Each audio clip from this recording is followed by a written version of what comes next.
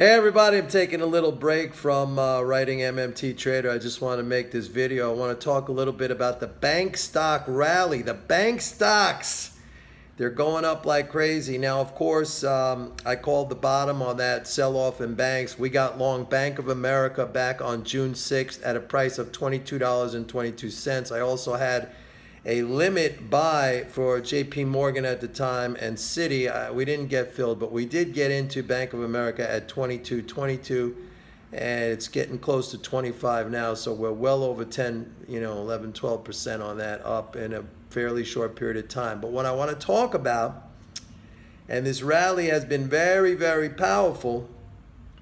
If you look at the banking data, the so-called H.8 release from the Fed, which I do, and it's always included in the MMT Trader report, in the latest week, and I'm just going to go over this one piece of data from that report because, of course, I give a very, very thorough breakdown of that report. If you want to see it, of course, sign up for a 30-day free trial of MMT Trader.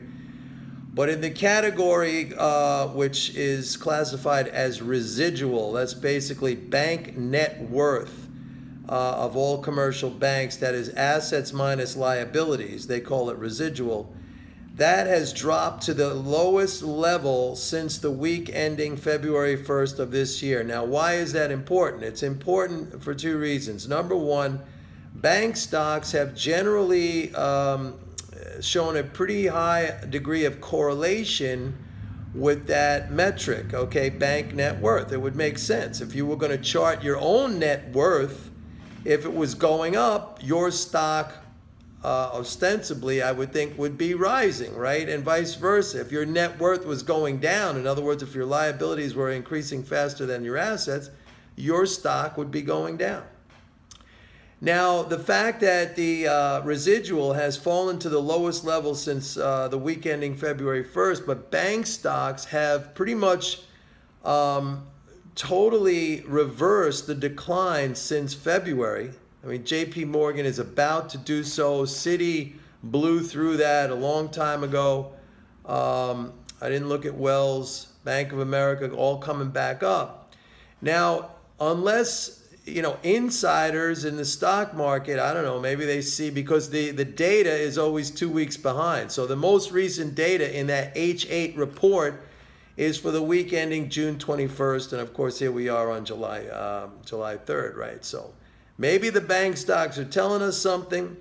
By the way, the reason why the residual has gone down is because even though we have seen in the latest week a very nice uptick in assets, most importantly, loans and leases, and in a good category, finally, it's not Fed funds and reverse repos to non-banks. We saw increases in commercial and industrial loans, in consumer loans, in real estate, really went up, including residential real estate. And so assets went up, but liabilities went up way more than assets. Liabilities basically, or I should say, in borrowings, the banks borrowing money from other banks and from other sources, that really ran up 60 billion in the latest week. So that's what pulled the residual down. So I'm just throwing that out there. That maybe this bank rally is getting a little bit ahead of itself, or maybe insiders know something, a more current snapshot of what is going on. Just putting that out there, folks. All right, see everybody later. Bye-bye.